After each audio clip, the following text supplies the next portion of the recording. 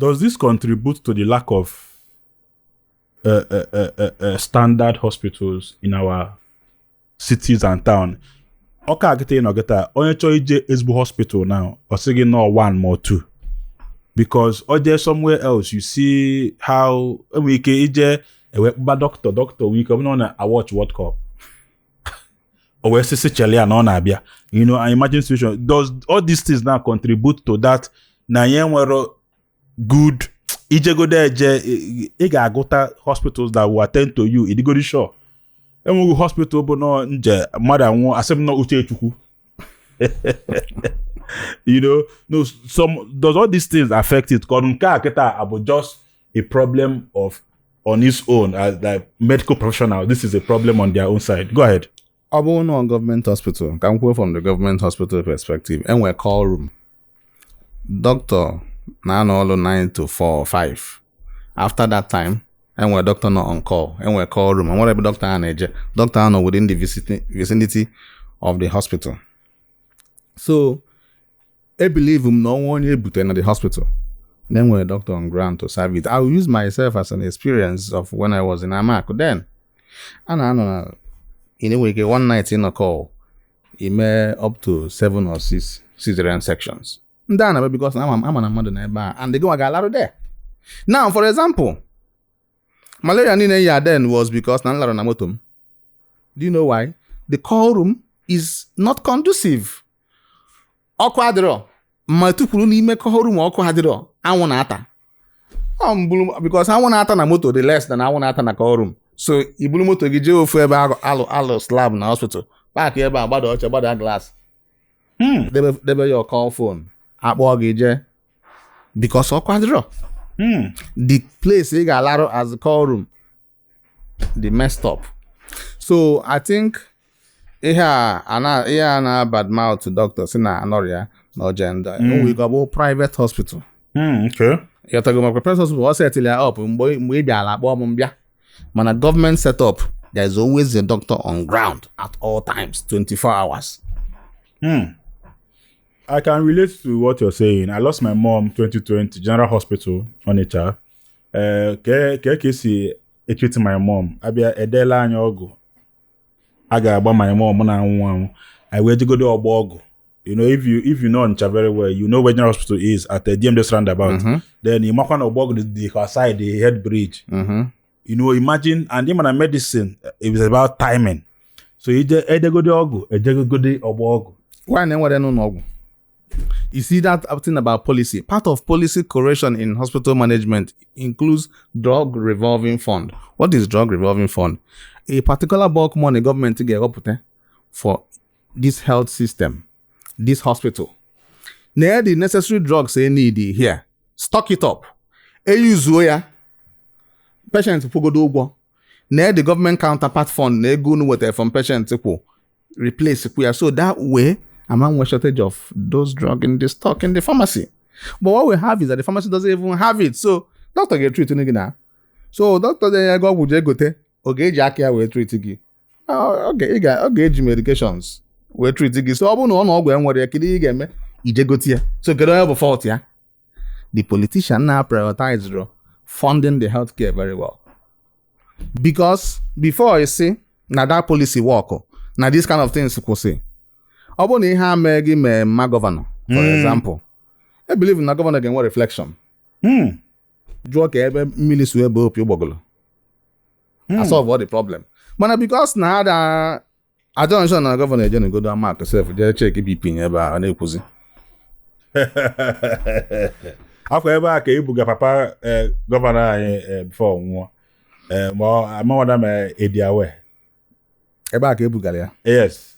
Okay. Let's look at it this way. The deficiencies, the management of the governor's father, deficiencies experienced during the care, how has he tried to address and fix those deficiencies? Being a first-hand experience of one MP there. Go and check. Oje go KBP there. Amilio Bala check here. Ono kadebe awala oko ojo wa oko abira san diesel abugo na eje gbata diesel. These are the things. First hand.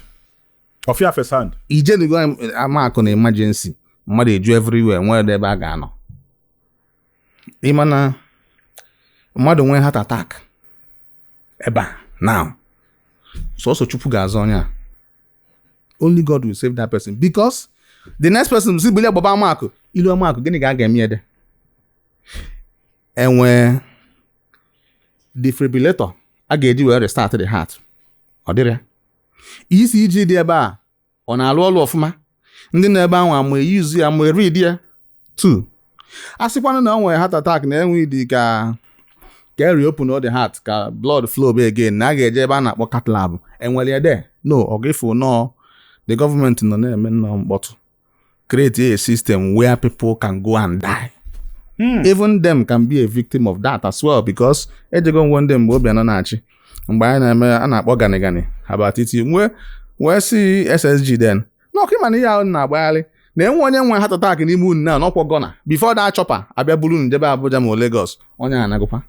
Why don't you fix this hospital nọ gị nso ka ọnwụ ihe ọbụla ọ kwesịrị inwe ọ ya bụ ọnwụ ihe mee gị ka edebe ebe a na-ebigodo gị aka ọ ya bụ chopper abịaza ka o buru gị in a stable condition emegide Lagos trauma center. Ụlọọgwụ abụrụ structure, ụlọọgwụ bụ equipment and the people na-alụ n'ime ya. And I said I went mortuaries in the guise of hospitals because just like you said, we go mortuary. We go and die. I went a system where doctors and nurses are blame are severely improvising themselves to make it work. For example, ije n'ụlọọgwụ achọ ike gị ọbara ọkwa glove ka na-eke gị glove n'aka. Or that Robertin. Eke gị ihe abụrụ ya kwesịrị ike gị n'aka na enwere dị na na-akpọ tourniquet. Ime ya n'obodo oyibo ijezagodo ugwere why eji wee ke glove n'aka because enwe tourniquet. So as little as that, so because nọdịrọ doctor ma nurse bi emili ọbara o welu glove kee gị n'aka wee melu gị ọbara. So that is the people in the health system improvising a lot to be able to keep the wheel turning. Ọrụ mụ agwa gị na emekọtago m surgery ewele ọkụ ọkwa continue the surgery with torchlight. A na-eti mkpu part of condition of service sinye anyị dedicated NEPA line na Amaku ka a kwụsị ịwa ọkụ ka a na-adịgodo asho of 20 hours light ọ bụrụ story. So all these things ndị na-alụkwa nọ na hospital si na-aja ha ike na ha na-anwakwanụ. Okay. Ha na-anwa. Why we're blaming the government? Let's also not forget the role human beings will play. And one year, I got news of a young girl that died in Abuja because there was no snake venom antidote in any of those hospitals. Or government we hear mekunka. Or a doctor will not make such basic venom antidote available. Or government game. Or doctor make venom anti-venom this thing available. No, government hospital where pharmacy division that should have all these things available. Mm-hmm. So when the need for it arises, doctor will say, "Get me this." You give him.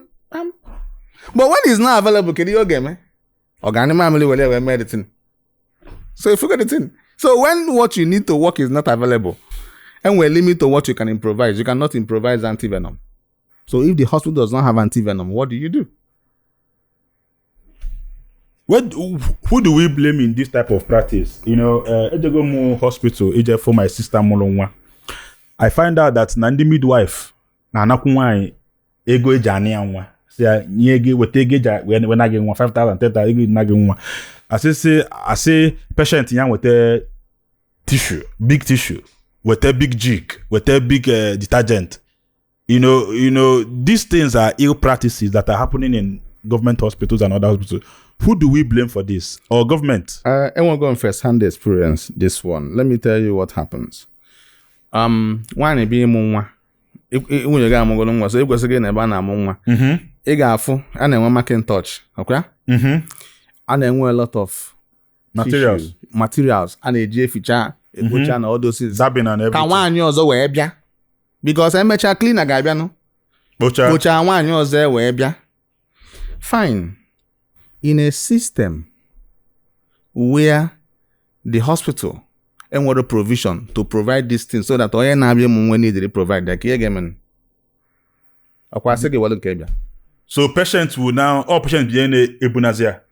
No. Ije na Amaku now. It means that you are transferring aggression to us. Ije na Amaku now, for example. Yes. The hospital management gas going to hang with adequate funding. Mm-hmm. So that inadequate funding will make them such jiki tissue, materials, and all those things would not be catered for. There won't be a store to continually supply it for the midwives to use. And midwife has to clean up before the next woman comes in. So there is no provision from the hospital store or hospital usables on this item. It's a wrong practice. After billing the person. It's a wrong practice. Now look at how we correct it. Obuluna government fund by the hospital. Oboke fund the bankete. If fund or follow the money up. Make sure ATL ebe kwesi itinye. Isi kede ego nke kwesịrị ga na consumables during delivery process. Enwe consumable room for delivery process. Or they were well funded. Tissue akogo hospital supplier kwa. Jig akogo hospital supplier. So why ni biazia? Onidire with a 1 naira or with any material because hospital is well funded by government to provide these usables and consumables. How do we even come halfway with government? How do we even, I have to go our reality. How do we even help? Because, I've heard the statement that government will not do everything. When somebody like you now will tell me that is a lie from where you're coming from. Government should be able to do everything. Yes. Yeah. Let me tell you how we come in. How we come in is by paying our tax. Okay. Equal tax. Equal to the government. And where's the house equal? Right? No, but yeah. For example, when no UK tax na akwụmkpọ onye afọ ebe anyị ga-eti mkpu mana problem bụ na nwere ike 1 year using them health facility. So you got the idea that humongous amount na akwụ every month na tax adị m use here. So onwe ndị ọzọ use here. So it's like a pot where everybody is contributing money to make sure that these services is running. Ọ daalụ gị na ị ga-use ọ dara ọlụ gị enwe ndị ọ daalụ ga-use here. Now, about ịkwụ tax alone, and our manage ọfụma, and our budget is enough for health. Look at all these developed countries. Chunk of their budget goes to social security health. In 2001, Abuja Declaration on Health, where all the African countries came together and they declared that all the African countries must budget 15% of their national budget on health and social security. Mm-hmm. So Obon is in the country not 10 trillion for the whole budget. Out of that 10 trillion, 15% of it should go to health alone. Mm-hmm. Now they trickled it down to states. Let me tell you, Nigeria government has never budgeted 15% of budget to health. Even down to state, Anambra State budget on health in 2024 on GOP changing the gear 1.0 was 9.9%. For the following year, 11%. The current year, 13%. I emulate African, Dubai, Taiwan, Singapore. Can you go back at criminal doctors? And there's some of these practitioners that they could push money to them and they will not make these things available. I am a Ministry of Health. I am where people that receive this budget. What is their role in this thing? And then what is their place? And they will know these funds will actually make available. They kept it to themselves and to their families. If you hear oburo ime policy follow up. You release ego, you follow the money. It will catch a health system or health institution leader. Call where may something TNABA. Mbaka EFCC got on all now. Mbaka when whistleblowing policy. Because take for example, now Anambra State government provides enough money and funding for Amaku to the 100%, for example. So ordinarily, one ije mu wana Amaku ekwesịrị iweta jik na ụmụ ya nda. Ewesi awetia. Imago na ọma na ọ na-akwụ tax ya. And government efugo na enyego Amaku 100% of ihe ha need to function. So you were right to call on the government that and then put us, why are you being billed twice? The effectiveness of governance of a financial vigilant system is to go to Amaku and say, where is the store for consumables for this unit? You go see at the store, what they had there. Now I was saying, need. So why is this not available? Or call onye ọzọ bịa replace anya ọmala ebe onye predecessor ya For the trajectory ozugbo.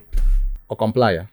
Healthy Living with Nonye Soludo initiative took up the challenge, knowing at the back of its mind that it can actually make a long-term difference with every little effort. I'm super proud of what we have achieved in this tasking journey. The building up to the result before us today demanded a lot from us. As an NGO that is basically self-funded, Healthy Living with Nonye Soludo initiative took up this challenge, knowing at the back of our mind that we can actually make a long-term difference with the little effort. A month later, and due to increasing demands for the healthy pap, the distribution was stepped down to community levels through the Nutrition for Core Persons in the primary healthcare centers in the state. Currently, Nonye's Healthy Living PAP hubs have been successfully set up in all the 326 primary healthcare centers in all the political wards in Anambra State, with regular restocking of each bank across the designated reception points.